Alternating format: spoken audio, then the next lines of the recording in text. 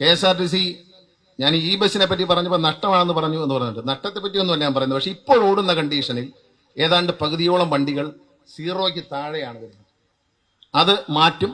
നമ്മൾ മുഴുവൻ റീഷെഡ്യൂൾ ചെയ്യാൻ പോകാൻ, മൊത്തം റീഷെഡ്യൂൾ ചെയ്യുമ്പോൾ എല്ലാ കൗൺസിലർമാർക്കും അതിൽ പങ്കുചേരാം.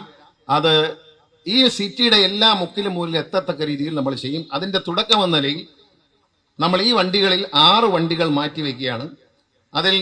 ഇതിൽ 12 എണ്ണം സിറ്റി ഡിപ്പോയിലും 6 എണ്ണം പേരൂക്കര ഡിപ്പോയിലേക്കാണ് പോകുന്നത്. 8 എണ്ണം പേരൂക്കര ഡിപ്പോയിലേക്കാണ് പോകുന്നത്.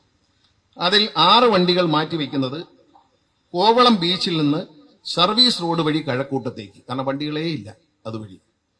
Kovalam beach, Thiruvallam, Injakkal, Chakka, world market, Lulu mall, Infosys, techno park, Kazhakkoottam. ബഹുമാനപ്പെട്ട കഴക്കൂട്ടം MLAയുടെയും കൂടി ഒരു അഭ്യർത്ഥന. അതുകൊണ്ട് അവിടെ നഗരത്തിന്റെ ഭാഗമാണ്, നഗരസഭയുടെ ഭാഗമാണ്. ഈ നഗരസഭയുടെ അതിർത്തിയിലെത്തുമ്പോൾ തൊട്ടടുത്തുള്ള ചില സ്ഥലങ്ങളിലേക്ക് കൂടി പോകാൻ കഴിഞ്ഞാൽ നമുക്ക് കളക്ഷൻ കൂടുതൽ കിട്ടും. പല സ്ഥലത്തും പോകുന്നുണ്ട്, പക്ഷെ ചില സ്ഥലത്ത് നഷ്ടമാണ്. ചില സ്ഥലത്ത് നഗരസഭയുടെ ചില ഇടവഴികളെ കൂടി തന്നെ കയറി പോയാൽ കൂടുതൽ പൈസ കിട്ടുമെന്നൊക്കെയാണ് കാണുന്നത്. ഒരുപാട് നിവേദനങ്ങൾ കിട്ടുന്നുണ്ട്.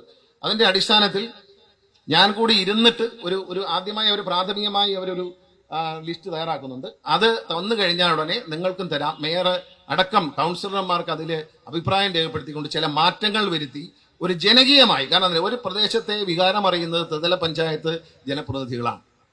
കേരളം മുഴുവൻ പൊതുഗതാഗത സംവിധാനം ഉണ്ടാക്കാൻ പോവുകയാണ്.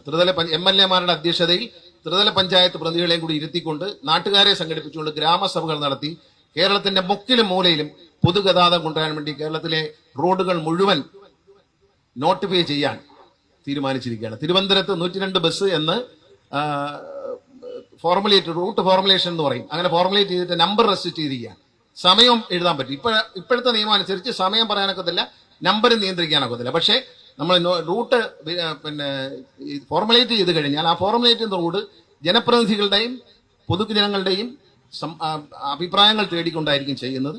അതിൽ പ്രൈവറ്റ് ബസ്സുകൾക്ക് അനുവാദം കൊടുക്കുന്നത്. സിറ്റിക്കകത്തല്ല ഞാൻ ഉദ്ദേശിക്കുന്നത്, സിറ്റിക്ക് പുറത്തുള്ള കാര്യങ്ങൾ, ഗ്രാമപ്രദേശങ്ങൾ. ഇപ്പോൾ കോട്ടാക്കട അവിടെ നിന്ന് അങ്ങോട്ട് നാഷണലൈസ് അല്ലാത്ത റൂട്ടുകളിൽ ഒരുപാട് സ്ഥലങ്ങളുണ്ട്, വണ്ടി പോവാത്ത സ്ഥലങ്ങളുണ്ട്, ആദിവാസി മേഖലകൾ.